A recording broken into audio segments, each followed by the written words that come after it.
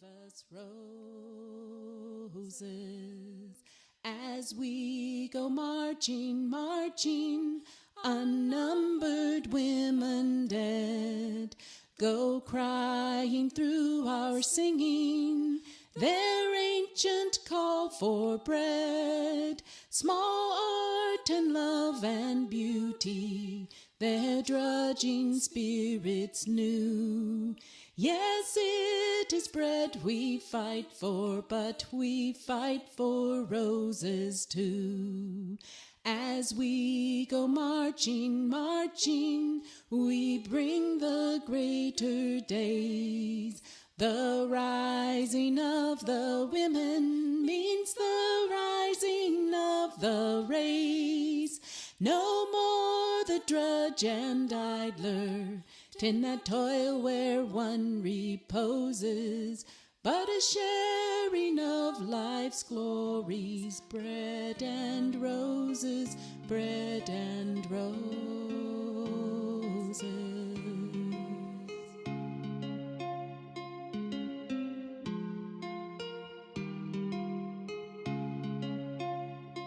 Welcome, fellow plebs. My name is Sean, and this is Tribunus Plebis.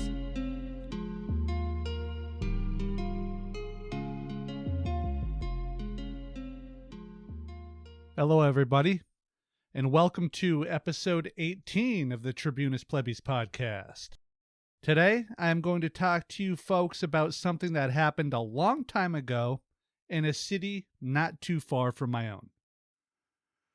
But before I do that, I want to preface this whole episode with something. This episode was very hard to do, much harder than I expected it to be. I actually recorded the entire thing once before and had to scrap it because it didn't come out as well as I would have liked it to. Part of that is the subject matter. The first, 5 to 8 minutes or so are particularly bleak and perhaps even a little bit dry. And it's all because I talk about the history and hardships of the people most directly involved in this story. But I believe that the history and the conditions of life in turn-of-the-century Lawrence, Massachusetts is very much important to understand as we move forward. In fact, I would go so far as to say it is the key to the entire thing. Unfortunately, that history and those conditions are kind of cheerless because what we are really talking about here is real, actual human misery. It is a misery derived from two primary causes: the avarice and greed of private enterprise and the tyranny of government. Making it doubly sad is that it was this way because of conscious choices. Now, perhaps a better storyteller could interweave these facts of life throughout the main body of this podcast and not lose the narrative. But I can't. And after reflecting on it for a while, I'm not even sure that I would really want to. What I do want is for my listeners to really understand the base reality that existed in a turn-of-the-century mill town before we get to the exciting stuff, because I believe that this understanding will make the story that much more real for you. And that reality is not a bunch of happy little poor people content with their life. The reality is, as reality often is, rather more dark than that. So please bear with me for the first 5 minutes or so of this podcast as we set the stage for the action scenes which will follow. The first thing I want to do is roll back in time a little bit and look at a few things to help frame where we are as 1911 turns to 1912 and that soon-to-be fateful January payday. Let's look at Lawrence first, the great mill city of Massachusetts. Lawrence was an industrial city which had been planned, purchased, and built by private industry. And because of that origin story, the town was also controlled by these same private interests, and it had really only rounded into form after 1850.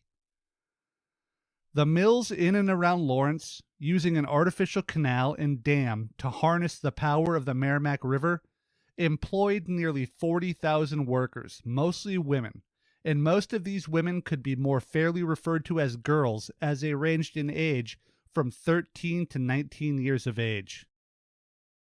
Blocks and blocks of tenement buildings were relegated to the poor, aka the laborers in those very mills. At the same time, the nicer neighborhoods were the haunts of the mill owners, their families, and their financial backers. Over the next 50 years, the town grew both industrially and in population. More mills sprang up, and more immigrants moved in for jobs. But as the Industrial Revolution trudged along, more highly paid skilled jobs faded, and they were replaced with steam-driven looms and machinery. The higher paid skilled workers were fired, and they got replaced with lower paid and unskilled labor. Native-born Americans who held those skilled jobs were replaced with a cultural and linguistic hodgepodge of immigrant families and workers who moved into the tiny tenement apartments, often several families per cramped unit. At its height, Lawrence itself produced about 25% of all woven material in the country. And that's not even counting the production of the nearby cities of Lowell and Worcester or any other New England mills. Unsurprisingly, over 52% of all wages in Lawrence were derived directly from these mills. And this is where it begins to get a little dark, but we can get through this together, dear listeners. In the years before our story truly begins, 1/3 of Lawrence's loom operators would die within 10 years of their first day at work. Half of these workers would never even reach the age of 25. From the book Bread and Roses by Bruce Watson. Quote, diseases now easily cured, diarrhea, measles, whooping cough, croup, killed hundreds, most of them children. During the year preceding the strike, 1,524 people died in Lawrence. Almost half were under the age of 6, and more than 500 had not yet reached their first birthday. End quote. The mills in Lawrence, and really all of the textile mills throughout New England, most of which were owned or controlled by the American Woolen Company, were filled to the rafters with immigrants or first-generation children of immigrants, most of whom were considered second class, whether because of their immigrant status or just for being of a different ethnicity than the more established groups of Massachusetts. Hungarians, Syrians, Czechs, Polish, and so on worked side by side in those mills, slaving away at the mechanical looms. And those mechanical looms were deadly fast, and so was the pace of work for the ladies who manned them. The highest paid skill positions were held, nearly universally, by native-born Americans or children of the more established immigrant groups of the area, such as the Irish. A few of these people, mostly the skilled workers, were represented by the American Federation of Labor, the AFL, a craft or trade union. Ostensibly, the number of AFL members was into the thousands, but very few actually paid their dues, reducing that number to barely 200 active members. This had led the AFL to declare that the Lawrence and Greater New England textile mills were simply unable to be organized due to the skill divide on one end and the ethnic divisions amongst the unskilled on the other end. Plus, a big ol' hunk of good old-fashioned American bigotry and racism can't be denied here, I think. That racism is made clear in not only the fact that the skilled workers were all native-born, but also that the AFL made only flaccid attempts to make any headway at all with the less desirable, to them, dear listener, not to me, ethnic factions. It was under this brutal status quo that the industrial workers of the world arrived in the city and began their organizing effort around 1901. The IWW, or Wobblies as they are popularly known, were, and still are, a radical trade union that was entirely unsegregated and integrated.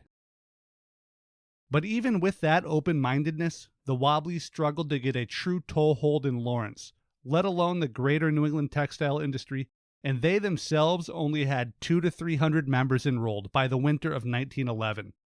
The majority of these workers were unskilled and immigrants to this country, divided by country of origin and language amongst even themselves, but divided even more starkly from the few skilled laborers in the mills due to their status as native-born Americans. These women and girls worked in intensely dangerous and trying factories for long hours, very little pay, and absolutely none of what we would call benefits today. The typical week of work for these ladies was 56 hours of work for roughly $7.75, with supervisors making a little more.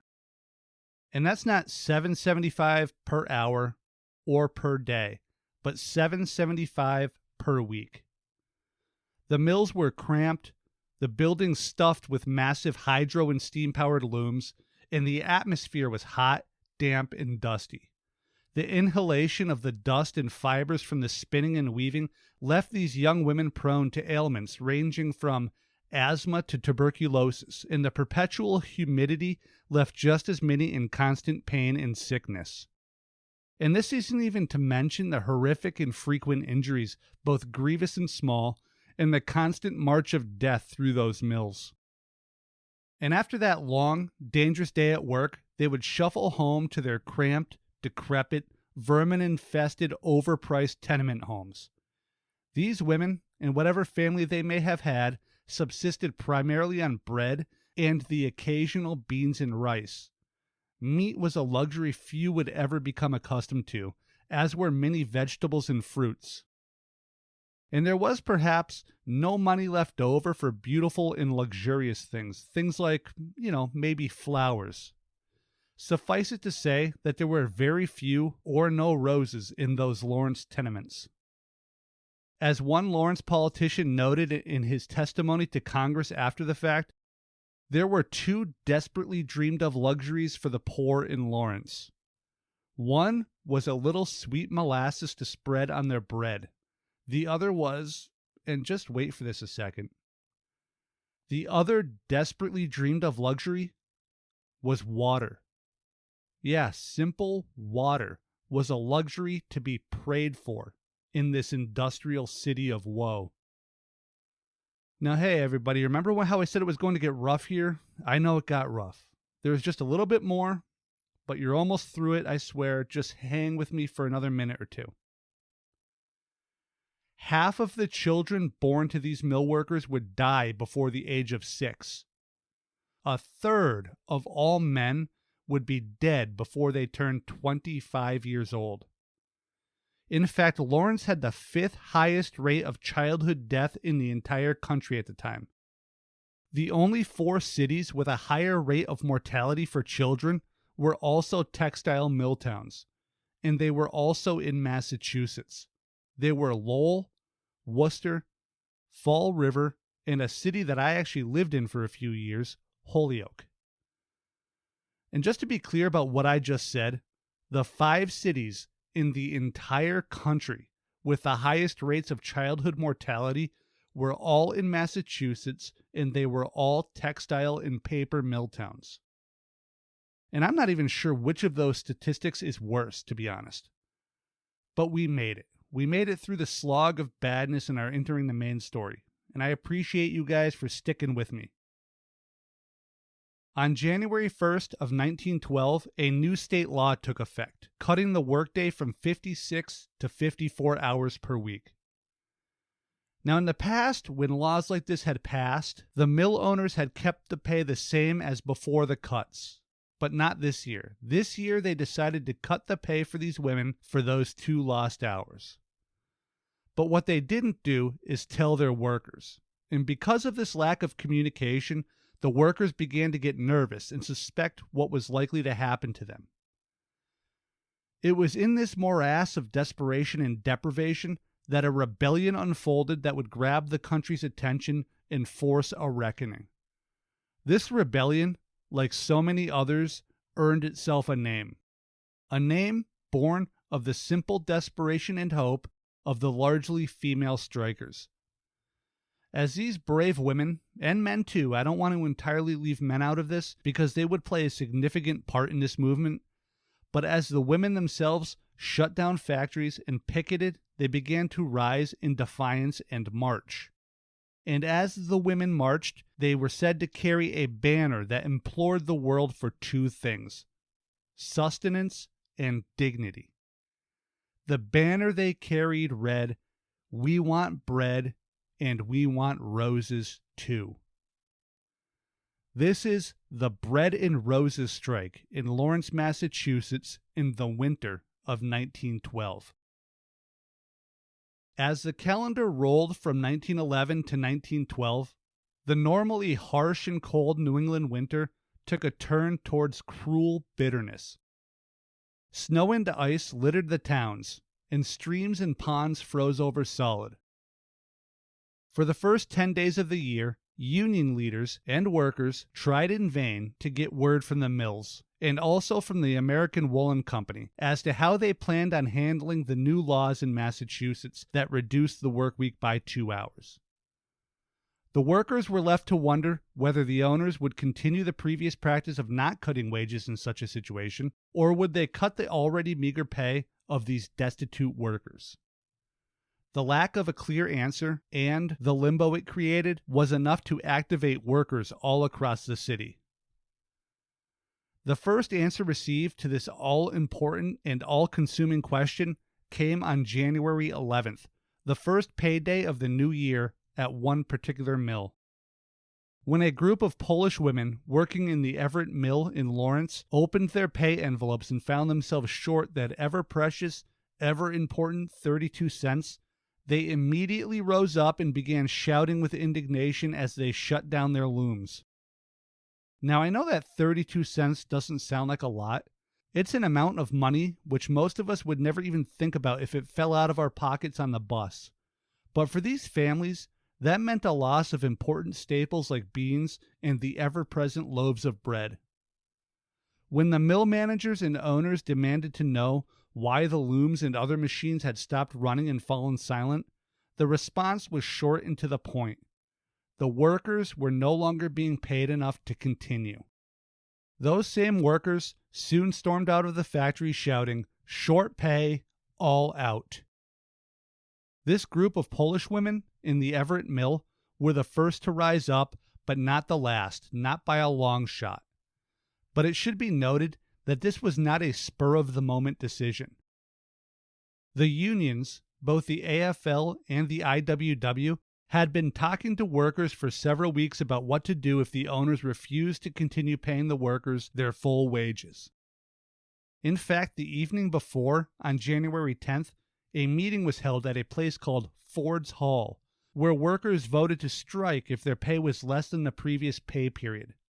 This was no spur-of-the-moment uprising, but rather the act of a unified labor force.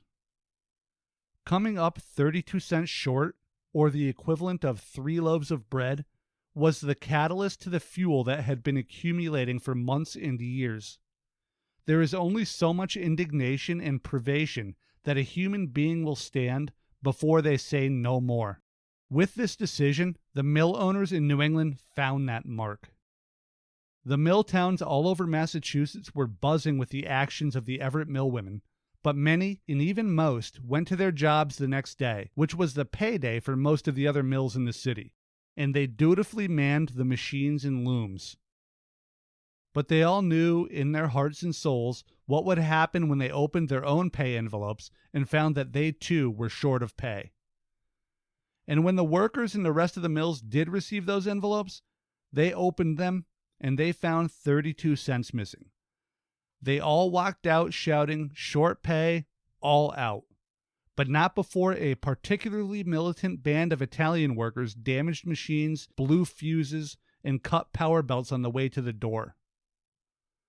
By the end of the day, on January 12th, over 10,000 workers were on strike and picketing the mills.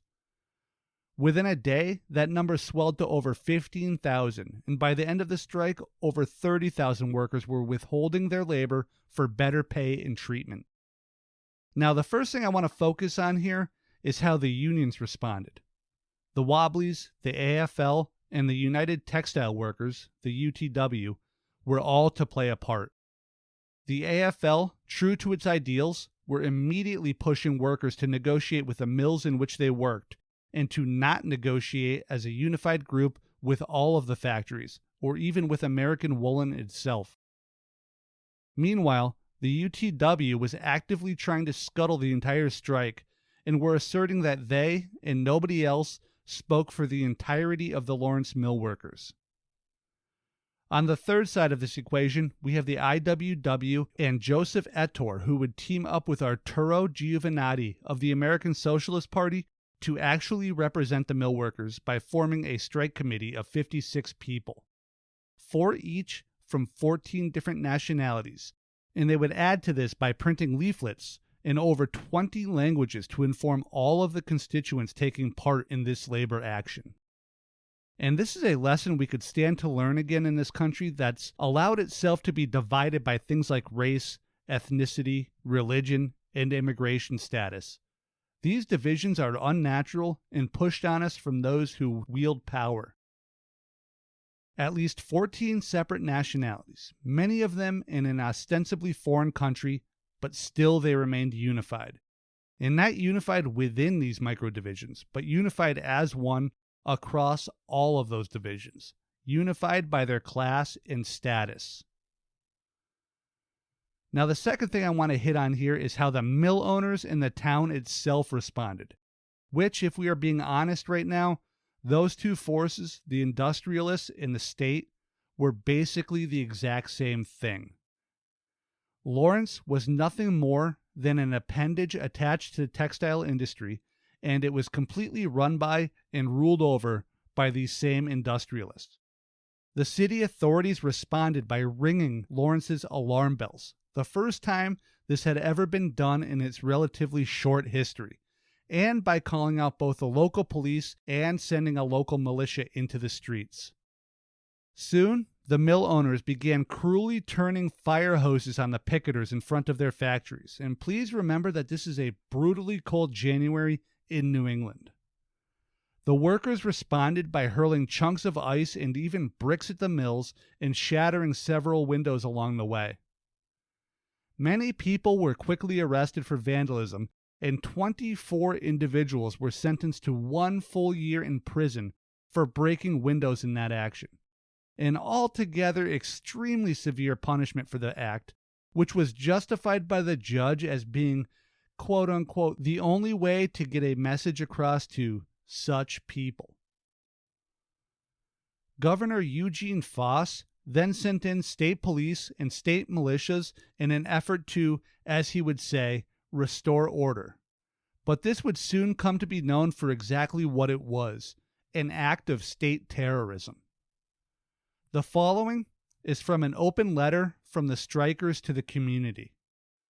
Quote, "We hold that as useful members of society and as wealth producers, we have the right to lead decent and honorable lives, that we ought to have homes and not shacks, that we ought to have clean food and not adulterated food at high prices, that we ought to have clothes suited to the weather and not shoddy garments." End quote. Very quickly, the militias and police joined hired men and leveled their weapons, including clubs and rifles with fixed bayonets, towards the picket lines of strikers that snaked around in front of the mills and throughout the industrial sections of Lawrence. Now, directly into the story steps William Madison Wood, even if briefly. Mr. Wood was the president of American Woolen Companies, which controlled much of the New England textile manufacturing. He was the son of a whaler who was forced at the age of 12 to find work when his father was killed at sea, and he got a job in a mainland textile mill where he was soon promoted into a supervisory position. He then would go off and make a name for himself in finance before coming back to the textile industry. As president of American Woolen, Wood was famed for his expertise in efficiency, that ever-present golden ring of the industrialists and the bane of the American worker. All of that success and expertise did not, however, make Mr. Wood a good man. Shortly after the strikes began, caches of dynamite were discovered throughout the city, and we might take a second here to pause and consider all of those mysterious piles of bricks which seemed to randomly appear in American cities this summer as protests raged. But that was a bit of a digression. That dynamite was initially blamed on strikers and used as evidence of attempted terrorism, bad faith, and ill intentions, not to mention the threat of sabotage. But it was shortly discovered that a local undertaker had hidden the dynamite in an attempt to frame the strikers. This undertaker would eventually face a $500 fine for his actions, but the story does not fully stop right there. Now, some of you might be struck with a few questions right now. Stuff like, why would an undertaker do such a thing? Was it politics? Was he just a huge fan of textiles, maybe? Did he just hate the multicultural coalition that had formed in his city? Well, not exactly.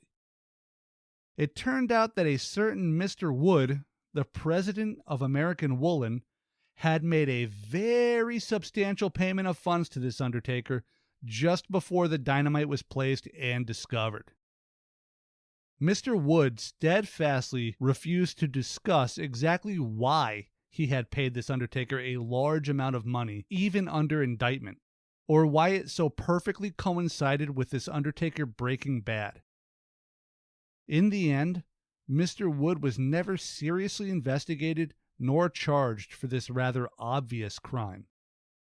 And that little piece of this larger story is, I think, invaluable to show us what the reality of owning an entire town and its police and judges is truly like. As to the strikers, their primary demands were clear and reasonable. A 15% pay raise, double pay for overtime, and amnesty for anyone involved in the strikes.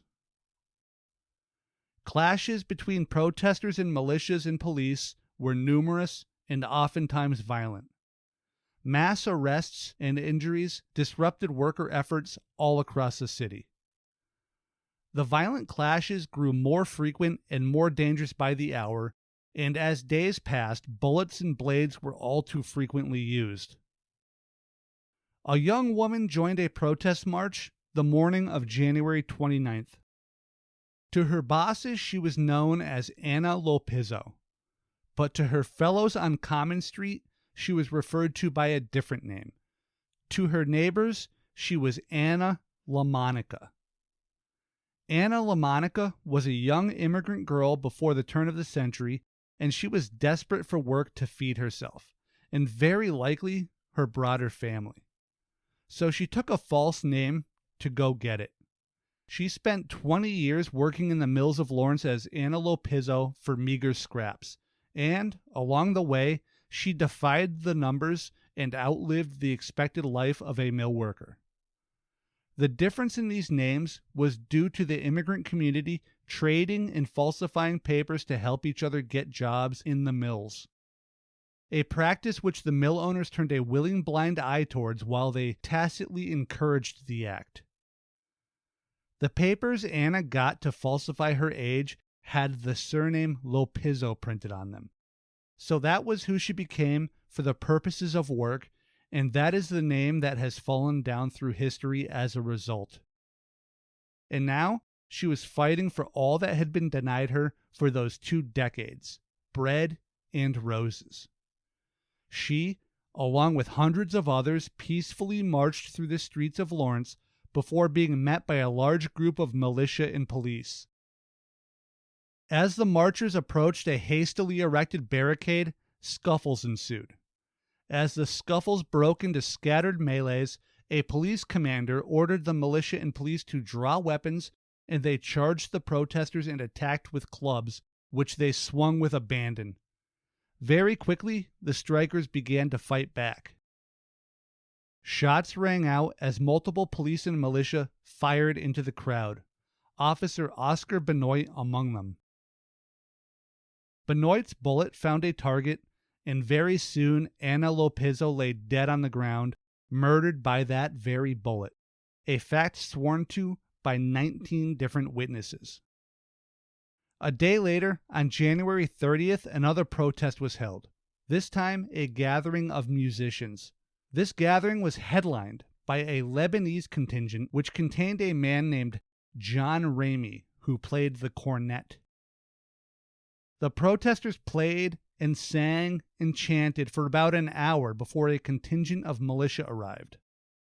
Words were exchanged, and the militia quickly affixed bayonets, lined up, and charged at the unarmed musicians. John Ramey ran. As he ran, he was stabbed through the back with a bayonet and murdered. 2 things happened as a result of these deaths. The first is that the mill owners celebrated. They considered this a great victory, and they believed that the strike would soon end due to the loss of life.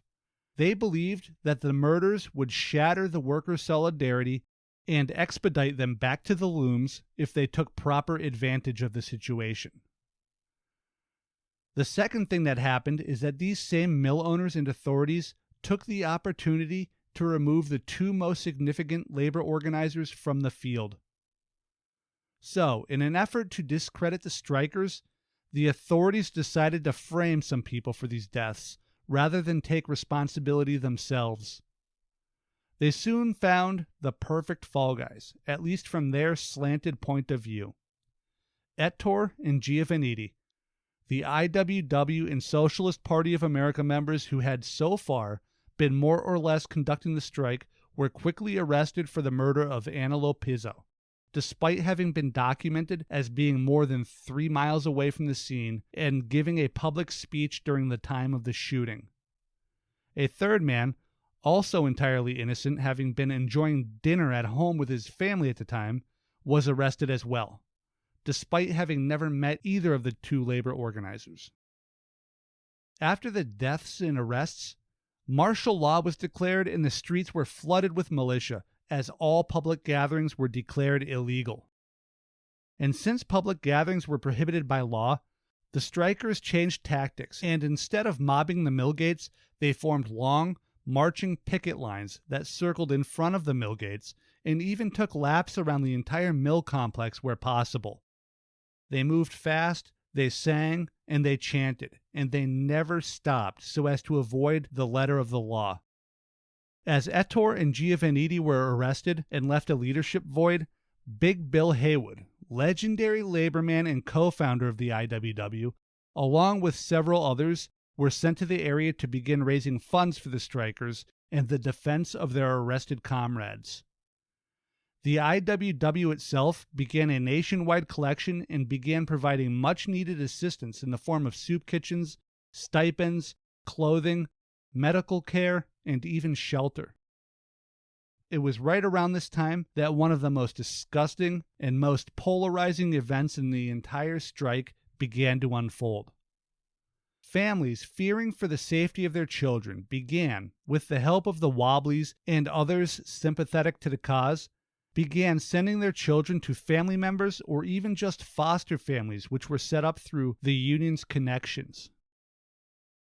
This is obviously very sad on its face that so many felt that they had to send their children away to make sure that they were safe and even taken care of on such a basic level as being fed and bathed. Several hundred young children would be sent in 2 waves to New York City, where they were greeted by throngs of union men and women and eventually paraded down Broadway under large signs. Children would also be sent to various other towns around Massachusetts, New Hampshire, and Vermont, in particular a town in Vermont called Barry. This event became known as the Exodus of the Children, and it began to sway national public sentiment wholly towards the strikers. And I do want to take a second here to note that this sending of children to live elsewhere wasn't an entirely organic thing. Sending the children away to make sure they were safe and fed was not a lie, but the exodus served another purpose as well. It was a tactic used by unions beforehand, especially in France and Belgium. They used it as a propaganda gambit to help raise awareness for the plight of the workers and garner sympathy. And it worked well in both regards in Lawrence and beyond. In response, and in an effort to stop the public sentiment shift, the Lawrence and state authorities forbid any more children to leave the city. And when a group of families organized a train run to Philadelphia for over 80 of their children, the police decided to prevent it. a defiant group composed almost entirely of women and children arrived at the train station and were met by police as they attempted to board. The mothers, ever defiant in the face of this tyranny and in an effort to save their children, attempted to board the train anyway. What followed was a brazen, cowardly attack by the police as they began to savagely and indiscriminately batter and beat both the women and their children with wooden clubs. Children were picked up and hurled into waiting trucks. Women were beaten onto the ground and dragged by their hair and ankles and tossed into the trucks with the children. One pregnant woman was beaten so badly by the police that she suffered a miscarriage. In all, over 30 women were brutally beaten, arrested, and jailed, many with crying, bruised children cradled in their arms inside of those cells. And none of that is, word of mouth or rumors either. Newspaper reporters were at the train station during the attack and witnessed everything right down to the show trials and imprisonments. And listen, I'd like us all just to take a brief moment here and consider what I've just said. These families wanted to send their children to safety, and the state itself, through the police and the militias, endeavored to prevent parents from saving their children by clubbing the parents and the children with batons and bats before kidnapping and detaining them. Just think about the horror of that. Think about the terroristic nature of it. If we saw that in a movie, we'd be like, nah, they went too far, man. But this was the reality of Lawrence, Massachusetts in 1912. The flood of news stories about the exodus of the children began to heavily sway the national opinion about the strikes, but the violent attack on mothers trying to save their babies and children fully kicked the door open, and the entire nation got behind the strikers. Despite all of that pain, the brutal cold of the winter, the lack of food and even heat, the sending away of their children, the deaths and abuse at the hands of the police, and the brutality of the militias, these workers and families stood strong. They turned out every day in massive numbers, day after day, week after week, and they resisted the tyranny of the industrialist tycoons and the tyranny of the state itself through simple defiance. They picketed, they marched in mass, they chanted, and they did it all throughout all of the streets. They endured police brutality on a daily basis, and they persisted. Even the children, after being beaten by the police, participated and held their own demonstrations where they talked about the hardships of the mills and the tenement buildings crammed together gutter to gutter that they lived in, crammed shoulder to shoulder. The attention of the exodus of the children and the brutality of the police in Lawrence was enough to sway not only public sentiment, but also to pressure the mill owners to begin negotiations. On March 1st, the owners proposed a 5% pay raise, which was quickly rejected by the workers. 11 days later, on March 12th, American woolen companies, headed by the iniquitous Mr. Wood, conceded to all of the strikers' central demands, a 15% pay raise, increased pay for overtime, and no punishment for strikers.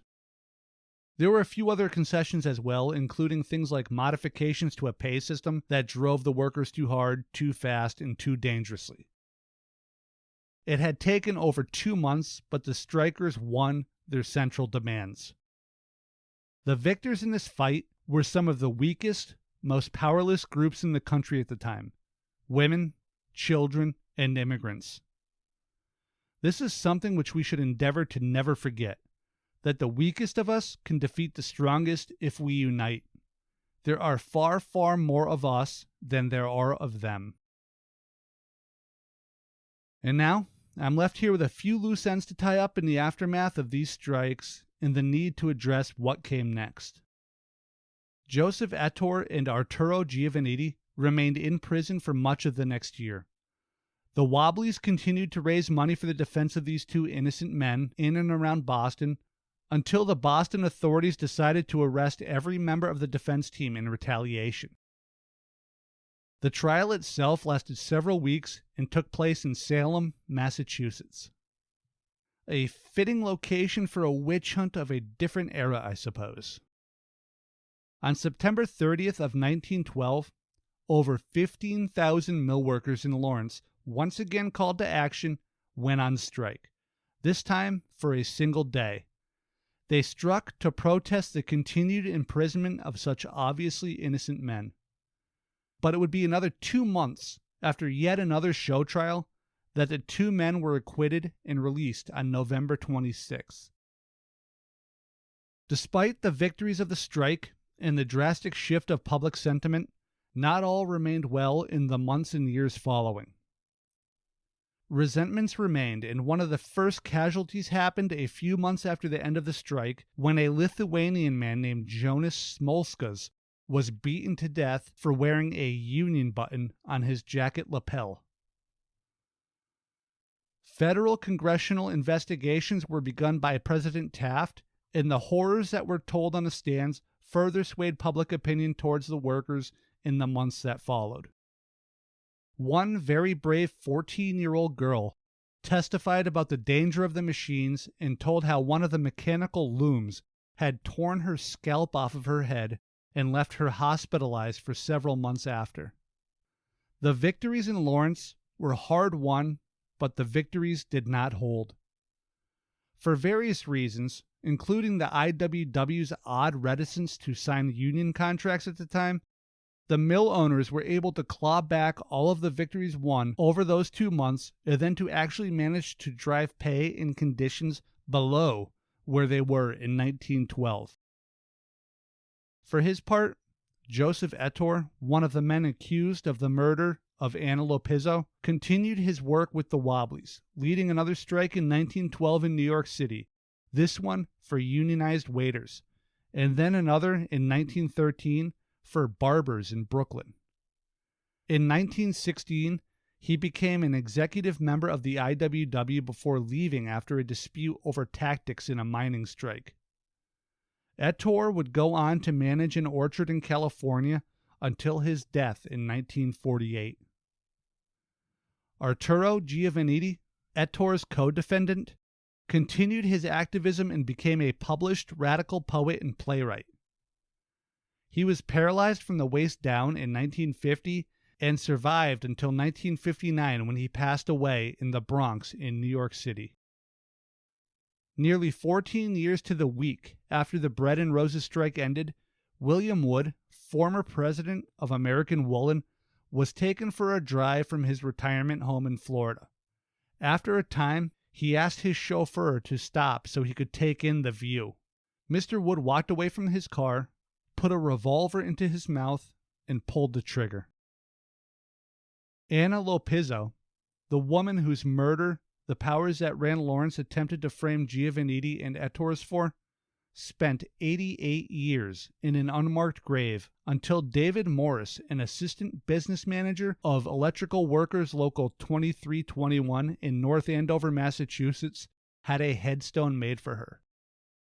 The work was done pro bono by granite workers in Barre, Vermont, one of the cities which took in children of the strikers during the children's exodus in 1912. The marker was engraved with the symbols of the Bread and Roses strike, stalks of grain, and a rose.